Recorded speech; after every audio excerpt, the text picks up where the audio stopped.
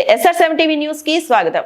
మానవుల్లో సమానత్వాన్ని పెంపొందింపచేసేది శ్రీ సద్గురు హజరత్ దర్బార్ ఆలీ షా వలీ రహ్మతుల్లా అలే బాబా శ్రీ జలీల్ మస్తావలీ బాబా ఉరుసు మహోత్సవం మార్చి నెల 2, 3, 4 తేదీల్లో అత్యంత వైభవంగా నిర్వహించబోతున్న ఉరుసు మహోత్సవానికి వేల సంఖ్యలో పాల్గొంటున్న భక్తులు ఆనమయ్య జిల్లా రామాపురం మండలం నీలకంఠారావుపేట గ్రామంలో వెలిసిన శ్రీ సద్గురు దర్బార్ ఆలీ షా వలీ శ్రీ జలీల్ మస్తాన్ వలీ బాబా గారి ఉరుసు మహోత్సవం మార్చి నెల 2, 2026 నుంచి 4వ తేదీ వరకు ఘనంగా నిర్వహించబోతున్నామని అన్నారు.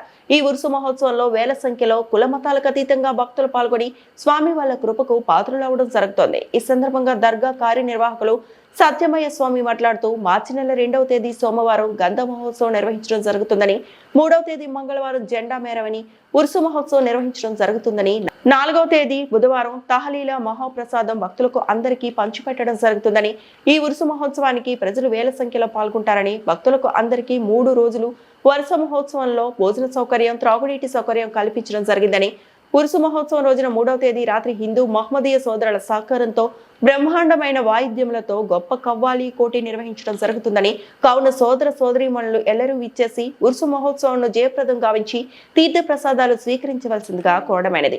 ఆర్వి కృష్ణారెడ్డి, అన్నమయ్య జిల్లా ఇన్ఛార్జ్.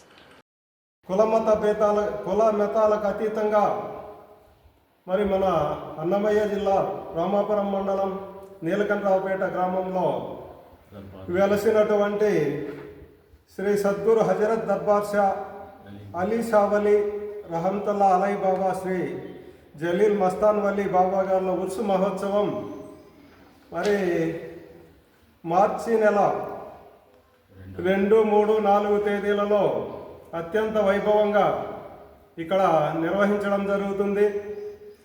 మరి ఈ ఉరుసు మహోత్సవంలో కూడా వేల సంఖ్యలో భక్తులు పాల్గొని మరి స్వామివారి కృపకు పాత్రలు అవ్వడం జరుగుతూ ఉంది. అలాగే నిత్యము కూడా ఎంతోమంది భక్తులు ఇక్కడ ఈ దర్గాను సందర్శించడం, మరి వారి కోరిన కోరికలు తీరుతున్నాయనేటువంటి ఒక మంచి ఉద్దేశంతో ప్రతిదినము కూడా భక్తులు ఇక్కడ రావడం జరుగుతూ ఉంది. అలాగే ఈ ఉరుసు మహోత్సవం సందర్భంగా ఇక్కడ జరిగేటువంటి 3 రోజుల ఉరుసు మహోత్సవం సందర్భంగా జరిగేటువంటి కార్యక్రమాలపైన, అలాగే ఈ దర్గా యొక్క చరిత్ర ఏంటి, మరి ఎక్కువగా ఇక్కడ హిందువులు కూడా పాల్గొనడం జరుగుతుంది, ముస్లిమ్స్తో పాటు కూడా. అలాగే మరి దర్బార్ షా వలీ స్వామి యొక్క మహిమలు మరి అనేకమంటారు. మరి ఏ విధంగా ఇక్కడ భక్తులకు కోరిన కోరికలు నెరవేరుతున్నాయి అనేటువంటిది కూడా మనం ఒక సమాచారాన్ని మన ఆలయ ధర్మకర్త అయినటువంటి సత్యమయ్య గారితో తీసుకున్నాం. నమస్తే స్వామి. మరి ఇక్కడ ఉరుసు మహోత్సవం మీ ఆధ్వర్యంలో ఘనంగా నిర్వహించడం జరుగుతూ ఉంది. ఈ 3 రోజులు కూడా ఈ 3 రోజులు జరిగేటువంటి కార్యక్రమాలపైన మీరు ఒక వివరణ ఇవ్వండి స్వామి, చెప్పండి. SR7 ప్రేక్షకులకు మరియు సమస్త భక్తులకు అందరికీ నా నమస్కారం. ఈ నెల మార్చి నెల 2వ తేదీ గంధం ఉత్సవం జరుగుతుంది. అలాగే 3వ తేదీ జెండా ఉత్సవం మెరవణ జరుగుతుంది. అదే రోజు రాత్రి గొప్ప ఖవాలి పోటీ జరుగుతుంది. అంతా ఎంతోమంది భక్తులు భక్తి శ్రద్ధలతో వివిధ ప్రాంతాల నుంచి ఇక్కడికి వస్తారు, ఎంతో భక్తి శ్రద్ధలతో పాల్గొంటారు. ఉరుసు మహోత్సవంలో ఆ సద్గురువులకు సేవ చేసుకొని వాళ్ళ మొక్కులు తీర్చుకొని అదేవిధంగా సంతోషంగా ఆనందంగా భక్తి శ్రద్ధలతో కుల మతాలకు అతీతంగా ఈ ఉరుసు మహోత్సవాన్ని నిర్వహించడం జరుగుతుంది. అందరూ వచ్చి తమ తమ కోరికలు తీర్చుకొని సంతోషంగా ఆనందంగా తిరిగి వారి ప్రాంతాలకు వెళ్తుంటారు. ఇక్కడికి ఎంతోమంది వివిధ దేశాల నుంచి, రాష్ట్రాల నుంచి, కడప జిల్లా నుంచి, వివిధ ప్రాంతాల నుంచి కూడా వస్తారు. వచ్చి 3 రోజులు ఇక్కడే ఉంటారు. ఉండి తమ ఎంతో సంతోషంగా సద్గురువుల యొక్క సేవ చేసి వాళ్ళు మళ్ళీ వాళ్ళ ఇళ్లకు వెళ్ళడం జరుగుతుంది. ఇంకా 3 రోజులు ఇక్కడికి వచ్చిన భక్తులకు ఉదయం పూట టిఫిను, మధ్యాహ్నం భోజనము, రాత్రి భోజనము, అట్లా 2 రోజులు. తర్వాత 4వ తేదీ అన్నదాన కార్యక్రమం, 2 రోజులు అన్నదాన కార్యక్రమం జరుగుతుంది. తర్వాత 4వ తేదీ తెల్లవారుజామున ఆ సద్గురువుల యొక్క మహానైవేద్యంతో ఉరుసు ఉత్సవం ముగుస్తుంది. భక్తులందరూ గంధం ప్రసాదాన్ని, తర్వాత మహానైవేద్యం ప్రసాదాన్ని తీసుకొని వారి ప్రాంతాలకు వెళ్తారు. అలాగే ఇప్పుడు రంజాన్ మాసం అయిన దానివల్ల భక్తులకు వారికి భోజనానికి ఇబ్బంది కలగకుండా సాయంకాలం 7 గంటలకే అన్నప్రసాదం రెడీ చేయబడుతుంది. వాళ్ళు ఒక్కపొద్దు తీర్చుకొని లక్షణంగా భోంచేసి ఉరుసోత్సవంలో పాల్గొనవచ్చు. అలాగే తెల్లవారుజామున 4:30కే వారికి అక్కడ వారందరికీ భోజనము అన్నీ ఏర్పాటు చేస్తాము. వారు ఆ సమయంలో వారు ఆహారాన్ని తీసుకొని సంతోషంగా ఉరుసు ఉత్సవంలో పాల్గొనవచ్చు. అలాగే రాయచోటి మండలం పోలీసు వారు కూడా ఇక్కడ బందోబస్తు నిర్వహిస్తారు. వారందరూ సహాయ సహకారాలు అందిస్తారు.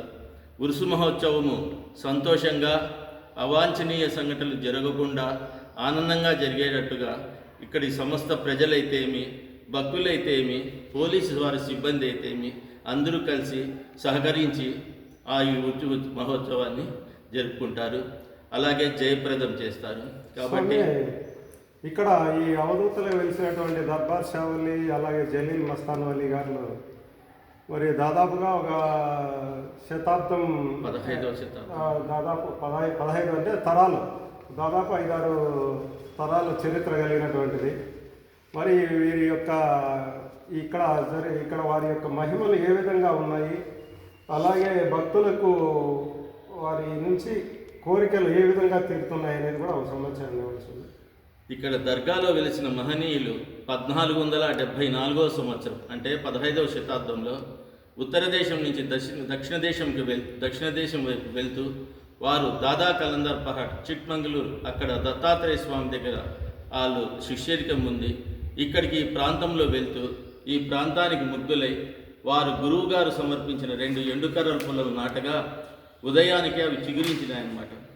కాబట్టి ఈ పవిత్రమైన స్థలంగా భావించి వారు ఇక్కడే ఉండి ఆ సద్గురు హజరత్ దర్బార్ అలీ షా వలి రహమతుల్లా అలై బాబా గారు తర్వాత 100 సంవత్సరాలకు ఇంకొక మహనీయులు హజరత్ జలీల్ మస్తాన్ వలి బాబా గారు ఇక్కడ దర్గాలలో వెలిసినారు.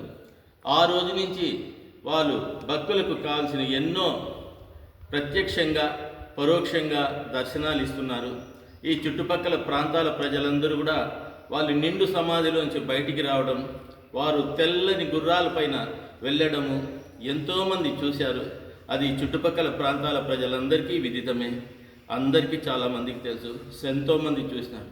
తరువాత 1957వ సంవత్సరంలో శ్రీ సద్గురు దర్గా స్వామి వారు, ఆయన పూర్వనామము సుబ్బరాయల స్వామీజీ వారు ప్రొద్దుటూరులో నివసించేవారు. వారు మెడ్రాస్ యూనివర్సిటీలో పచ్చప్ప కాలేజీలో చదువుకొని గవర్నమెంట్ ఉద్యోగం చేస్తూ ఉండినారు. అలా ఇంటి దగ్గర వాళ్ళ తల్లిదండ్రులు సంపన్నమైన కుటుంబము, బంగారు అంగడి బంగారు వ్యాపారం చేసేవారు.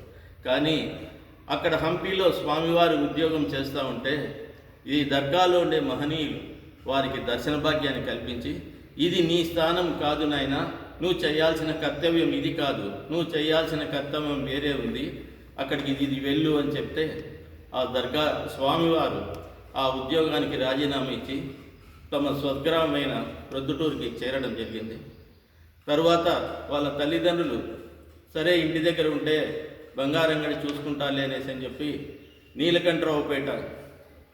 నీలకంఠరావుపేటలో జన్మించిన శ్రీ సద్గురు రంగనాయకమ్మ గారికి ఇచ్చి వివాహం జరిపించినారు. అలాగైనా స్వామివారు ఉంటారనేసని. కానీ స్వామివారు ఆ అంగడి పెడుతూ కూడా నిరంతరం దైవధ్యానంలో గడిపేవారు. తర్వాత కొద్ది రోజులకు ప్రొద్దుటూరులో ఒక మహనీయులు, ఒక సద్గురువు రావటం జరిగింది. వారి యొక్క పాదస్పర్శ, హస్తస్పర్శ స్వామి యొక్క స్వామివారి మీద పడింది. అప్పుడే స్వామివారు తమ అంగడికి, బంగారంగడికి వెళ్ళడం మానేశారు. తర్వాత ఇంటి నుంచి బయలుదేరి తమ యొక్క స్థానం ఏది అని సంచరించసాగినారన్నమాట. ఆ స్వామివారు అలా శివలింగంలో ఎన్నో రోజులు తపస్సు చేసినారు. కడపలో మాండవ్య నదిలో కూడా ఎన్నో రోజులు తపస్సు చేసేవారు. అలా తిరిగి తిరిగి ఈ ప్రాంతానికి స్వామివారు చేరుకున్నారన్నమాట. ఈ ప్రాంతంలో చేరుకున్న తర్వాత దర్గాలో ఉండే మహనీయులు వారు దివ్యమైన వారి దర్శన భాగ్యాన్ని ప్రసాదించి ఈ స్థానం నీదే నాయనా అనేసి అని చెప్పడం జరిగింది. పూర్వము ఇక్కడ వేరే ముస్లిం పెద్దలు యాహూబ్ సాహెబ్ అనే ఆయన ఉరుసు మహోత్సవాన్ని నిర్వహిస్తూ ఉన్నారు. తర్వాత దర్గా స్వామి వచ్చిన తర్వాత వారు కూడా ఆ స్వామివారిని ఆదరించి ఇక్కడ ఉరుసు మహోత్సవం జరపడం మొదలుపెట్టారు.